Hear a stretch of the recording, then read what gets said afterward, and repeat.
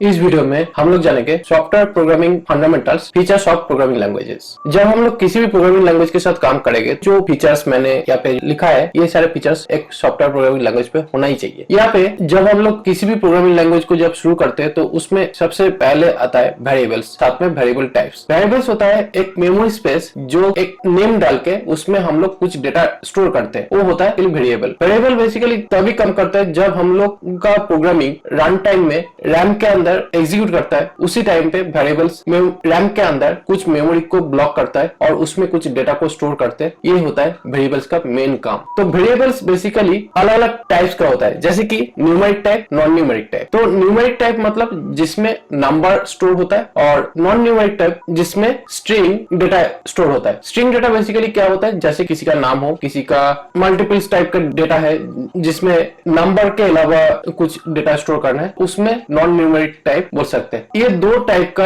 Variables type होता है, primitive data type है और नॉन प्रिमिटिव डेटा टाइप है। वेरिएबल्स में प्रिमिटिव टाइप जो होता है, किसी भी तरह का प्रोग्रामिंग लैंग्वेज हम लोग यूज करते हैं तो उस प्रोग्रामिंग लैंग्वेज के अंदर पहले से कुछ वेरिएबल टाइप डिफाइन किया जाता है, जैसे कि इंटीजर होता है, डबल होता है, फ्लोट होता है, और उस डिफाइंड जो डेटा टाइप है वो data type automatically compile load कर लेता है जब उस वेरिएबल्स को हम लोग यूज करते हैं। और होता है नॉन प्रिमिटिव या यूजर डिफाइंड डेटा टाइप। उस तरह का जो डेटा टाइप होता है, वो डेटा टाइप जब क्लास डिफाइन करते हैं तो उस क्लास के थ्रू जब एक वेरिएबल या ऑब्जेक्ट क्रिएट होता है तो उस टाइम पे यूजर डिफाइंड डेटा टाइप होता है। और प्रिमिटिव डेटा टाइप के अंदर दो तरह का डेटा टाइप होता है, एक आता है न्यूमेरिक डेटा टाइप और दूसरा आता है नॉन न्यूमेरिक डेटा टाइप। उसके बाद आता है ऑपरेटर्स, जिसमें बेसिकली किसी भी तरह का डेटा अगर असाइन करना चाहते हैं या डेटा को कंपेयर करना चाहते हैं या डेटा में मैथमेटिकल कुछ फंक्शंस करना चाहते हैं, तो उस टाइम के लिए हम लोगों को कुछ सिग्नेचर की जरूरत पड़ता है, जिसको ऑपरेटर्स बोलते हैं। फंक्शंस बेसिकली क्या होता है, जब मल्टीपल वेरिएबल्स को एक साथ में कुछ काम के लिए पर्टिकुलर नेम के अंदर हम लोग जब रखते हैं तो उसको हम लोग फंक्शंस बोलते हैं। कंट्रोल फ्लो स्टेटमेंट, जिसमें इफ एल्स आते हैं, लूप्स आते हैं, ब्रेक कंटिन्यू सिंटैक्सेस आता है। Basically control flow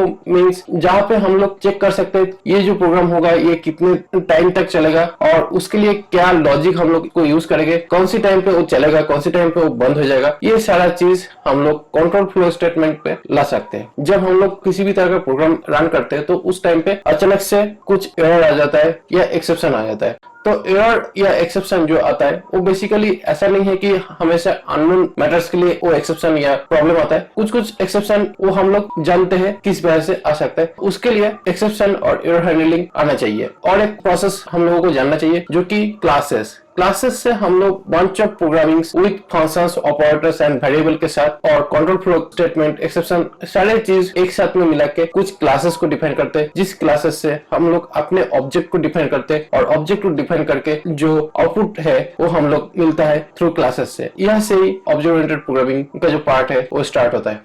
generics basically क्या होता है, जब हम लोग क्लासेस या वेरिएबल्स जब हम लोग यूज करते हैं उस टाइम पे कुछ क्लासेस वेरिएबल टाइप्स होता है जिसको हम लोगों को एरे फॉर्मेट में या एरे टाइप में यूज करना पड़ता है, और उसका जो फंक्शनलिटीज है उसको मल्टीपल टाइम्स डेटा स्टोर करने के लिए या डेटा को रिट्रीव करने के लिए यूज करना पड़ता है। तो उस टाइम पे हम लोग जेनेरिक्स यूज करते हैं।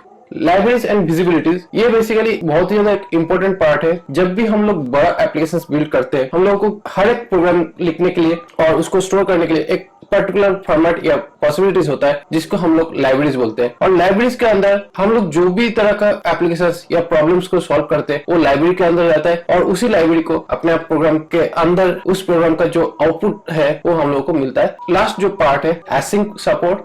एसिंक सपोर्ट बेसिकली किसी भी तरह का डेटा एक मीडियम से दूसरे मीडियम में जब फ्लो करता है उस टाइम पे जो डेटा फ्लो होता है वो बाइट के माध्यम पे फ्लोट होता है। बाइट मतलब एक इलेक्ट्रिकल प्रोसेस है जिसमें डेटा एक जगह से दूसरी जगह पे फ्लोट करने के टाइम पे वो बाइनरी प्रोसेस में डेटा फ्लो होता है। एसिंक बेसिकली एक डेटा को रिक्वेस्ट सिस्टम के पास कर देता है, उस डेटा को मिलने के टाइम पे कुछ टाइम तक वेट करना पड़ता है। तो उस वेटिंग टाइम को चेकअप करने के लिए एक प्रोसेस बना हुआ है जिसको बोलते हैं एसिंक सपोर्ट। ये बेसिकली स्ट्रीमिंग डेटा के लिए यूज होता है। जैसे कि हम लोग अगर YouTube देखते हैं, किसी भी तरह का लाइव स्ट्रीमिंग वाला एप्लीकेशन देखते हैं, उसमें क्या होता है, जब हम लोग किसी लाइव ऐप के साथ कम्युनिकेट करते हैं या लाइव डेटा जब हम लोग देखते हैं, जो डेटा आता है वो सर्वर से आता है। तो सर्वर से जो डेटा आता है वो एसिंक्रोनस डेटा होता है। उस डेटा को जो रिक्वेस्ट है वो आने के लिए थोड़ी देर तक वेट करना पड़ता है। वो डेटा को बफर में लोड करने के बाद उसका जो आउटपुट है वो देख पाते हैं। उसके लिए ये एसिंक सपोर्ट काम करता है। ये जो सारे फीचर्स है, किसी भी तरह का सॉफ्टवेयर प्रोग्रामिंग लैंग्वेज के लिए यूज होता है। और हम लोग जो डार्क लैंग्वेज सीखने वाले, डार्क लैंग्वेज पे हम लोग सीखेंगे स्टेप बाय स्टेप अगली पार्ट में।